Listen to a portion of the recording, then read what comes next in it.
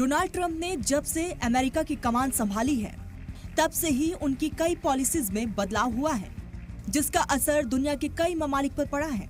खास बात यह है कि ट्रंप ने दोस्त और दुश्मन सभी को एक ही जुमरे में शामिल कर दिया है। सभी ममालिक पर टैरिफ लगाकर दुनिया भर को ट्रंप ने हैरान कर दिया, जिसकी जद में अमेरिका का सबसे नजदीकी दोस्त इजराइल भी आ गया।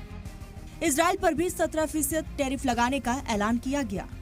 यहाँ गौर करने वाली बात यह है कि इजराइल के साथ करीबी ताल्लुकात होने के बाद और नेतन्याहू और ट्रंप की मुलाकात के बावजूद तेल अवीव को रियायत नहीं दी गई।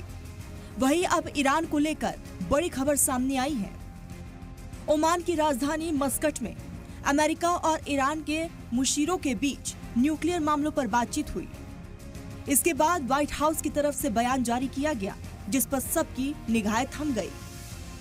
दरअसल ईरान की तरफ से बातचीत के लिए वजीर खारजा अब्बास अराक्ची ओमान की राजधानी मस्कट पहुंचे थे। दूसरी तरफ अमेरिका की तरफ से ट्रंप सरकार के खुसूसी सफीर स्टीव विक्टॉफ बातचीत के लिए पहुंचे थे।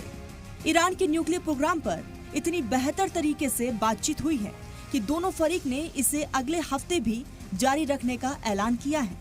ओमान के वजीर खारजा बद्र बिन हमाद अल बुसैदी बतौर सालिसी मौजूद थे। बता दें कि ओमान की सालिसी में ही अमेरिका और ईरान के बीच ये डायरेक्ट डायलॉग मुकम्मल हुआ है। अमेरिका और ईरान के नुमाइंदे अलग अलग कमरों में बैठे हुए थे।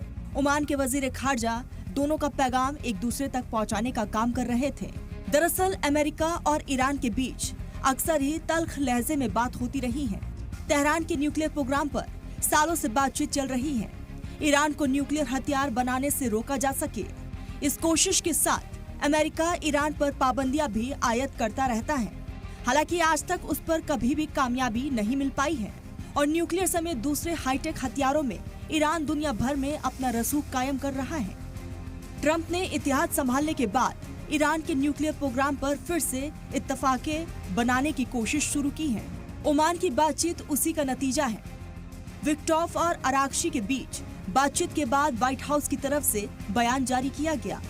इसमें कहा गया है कि ये मुद्दा बेहद पेचीदा है और हमारी बातचीत इसका नतीजा हासिल करने की राह में बड़ा कदम है। बयान में कहा गया है कि दोनों फरीक ने अगले शनिचर को फिर से मिलने पर इत्तफाके राय जाहिर की है। व्हाइट हाउस ने वार्ता को पॉजिटिव और कंस्ट्रक्टिव बताया है। गौरतलब है कि ईरान और अमेरिका के बीच ये बातचीत ऐसे वक्त में हुई है जब ट्रंप ने वार्निंग दी कि अगर डिप्लोमेसी का रास्ता नाकाम रहता है तो फिर मिलिट्री एक्शन लिया जाएगा। इसके बाद ईरान की तरफ से बयान आया था कि बातचीत के लिए धमकी की जरूरत नहीं होती है और उनके पास बातचीत का स्पेस है। सुप्रीम लीडर ने बाद में कहा कि वे अमेरिका को बातचीत का एक और मौका देना चाहते हैं। 2018 में ट्रंप के ईरान से न्यूक्लियर मुआहदा रद्द करने के बाद ईरान की बम बनाने की सलाहियत में इजाफा हुआ है।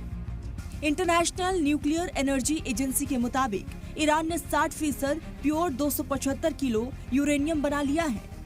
ये 6 न्यूक्लियर बम बनाने के लिए काफी है। अगर अमेरिका ईरान के बीच कोई मुआहदा नहीं होता है तो इस साल के आखिरी तक अमेरिका या इजराइल या दोनों ईरान के न्यूक्लियर ठिकानों पर बमबारी का फैसला ले सकते हैं। वही एक मीडिया रिपोर्ट के मुताबिक ट्रंप ने नेतन्याहू को अमेरिका ईरान न्यूक्लियर डील पर बातचीत के दौरान कोई गड़बड़ी न करने की वार्निंग दी है।